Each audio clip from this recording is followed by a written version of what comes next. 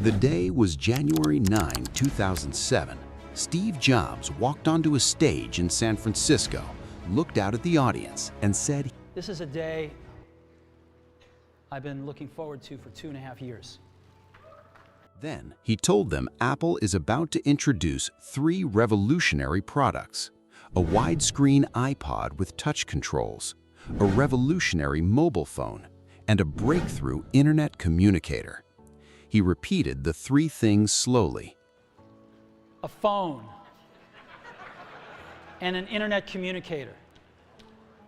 An iPod. Are you getting it? These are not 3 separate devices. This is one device." The audience lost their minds. What Jobs held up that day was just a black glass rectangle with a single button at the bottom. No keyboard, no stylus, Yuck. just a screen you touched with your finger. Every phone that existed at that time had physical buttons. The biggest phone companies in the world, Nokia, BlackBerry, Motorola, had spent decades building around physical keyboards, and they were completely dominant.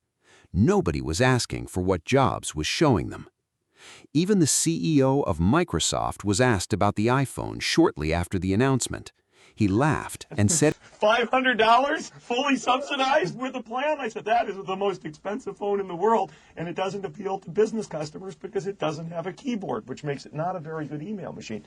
The CEO of BlackBerry said touchscreen phones would never work for business users. And Nokia, the company that controlled 51% of the global mobile phone market at the time, slightly admitted it was a threat, but ultimately convinced themselves their hardware dominance and global reach would protect them. They were wrong on every level. Remember, these CEOs were running the most successful phone companies on the planet, but they weren't able to see what Steve Jobs had seen years ago, even after he announced it. But they were going to pay for it. They just didn't know yet.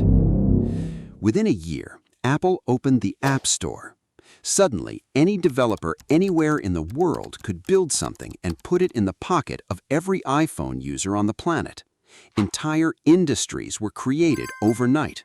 Uber, Instagram, WhatsApp, none of those companies exist without the App Store. Nokia went from controlling the global phone market to being sold off for almost nothing within a few years.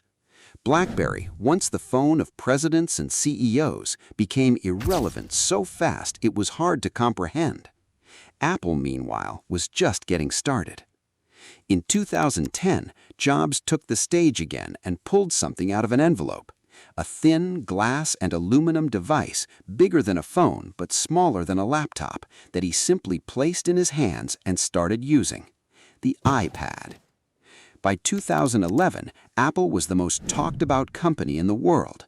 The stores were packed every single day, but behind the scenes, something was wrong. Jobs had been sick for years, fighting pancreatic cancer quietly while continuing to run Apple at full speed. The people closest to him knew the end was coming, and on August 24, 2011, Steve Jobs sent a short letter to Apple's board. He resigned as CEO. He wrote that he had always said if there ever came a day when he could no longer meet the duties and expectations that came with being Apple's CEO, he would be the first to let them know. That day had come. 6 weeks later, on October 5, 2011, Steve Jobs passed away. The tributes came from every corner of the world. Apple had lost its founder, its visionary, the one person who had held the whole thing together twice.